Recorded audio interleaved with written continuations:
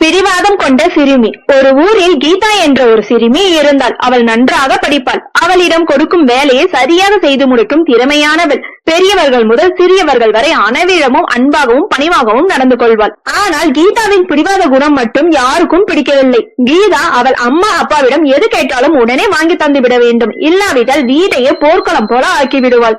அடுத்த நாள் கீதாவின் பிறந்த நாள். ரொம்ப நாட்களாக கேட்டுக்கொண்டிருந்த விலை உயர்ந்த கடிகாரத்தை அன்றே வாங்கி தர சொல்லி அடம் பிடித்தார்.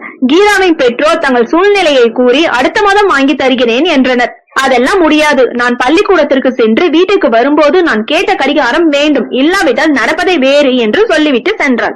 கீதாவின் பெற்றோர் என்ன செய்வதென்றே தெரியாமல் விழித்தனர். பள்ளி முடிந்ததும் கீதா வீட்டிற்கு வந்து கொண்டிருந்தாள். அப்போது திடீரென்று மழை பெய்ய தொடங்கியது.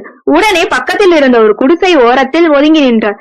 அப்பொழுது அந்த வீட்டிற்குள் இருந்து வந்த சத்தத்தை கேட்டார். அப்பா, உங்க கால் ரொம்ப அடிபட்டு இருக்கு, இருந்தும் ஏன் லீவ் எடுக்காம வேலைக்கு போறீங்க என்று ஒரு சிறுமி பேசுவதை கேட்டாள்.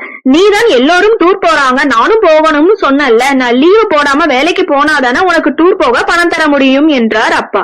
அப்பா, நான் டூர் போகல, அடுத்த முறை போய்க்கிறேன், நீங்க உங்க காலை பாத்துக்கோங்கப்பா என்றார். அந்த சிறுமியின் அம்மா, நீங்க ரெஸ்ட் எடுங்க, அவள் டூர் போகட்டும், ஒரு பெரிய வீட்டுல வேலை இருக்குதாம், நான் வேலைக்கு போறேன், அந்த பணத்துல அவ டூர் போகட்டும், உங்க காலுக்கும் வைத்தியம் பார்க்கவும் சரியாக இருக்கும் என்றார். ஒரு சிறுமி தன் அப்பாவின் கஷ்டத்தை புரிந்து கொண்டு விட்டுக் கொடுக்கிறாள். அவள் அம்மாவும் குடும்பத்திற்காக வேலைக்கு செல்கிறார். இதை பார்த்த கீதா அவளின் தவறினை உணர்ந்து இனி நாமும் நம் அம்மா அப்பாவுக்கு தொந்தரவு கொடுக்க கூடாது என்று நினைத்தாள். கீதா வீட்டிற்கு வந்ததும் அவளின் பெற்றோர்கள் கீதா என்று சொல்வதற்கு முன்னாடியே, அப்பா, கை கடிகாரம் இப்போ இல்லைனா என்ன, அடுத்த பிறந்த நாளுக்கு வாங்கி தாருங்கள் என்று கூறினார். கீதா பேசியதை கேட்டு வியப்படைந்தனர் அவளது பெற்றோர். தனது பிடிவாத குணத்தை மாற்றிக்கொண்டு மகிழ்ச்சியோடு பிறந்த நாளை கொண்டாடினாள் கீதா.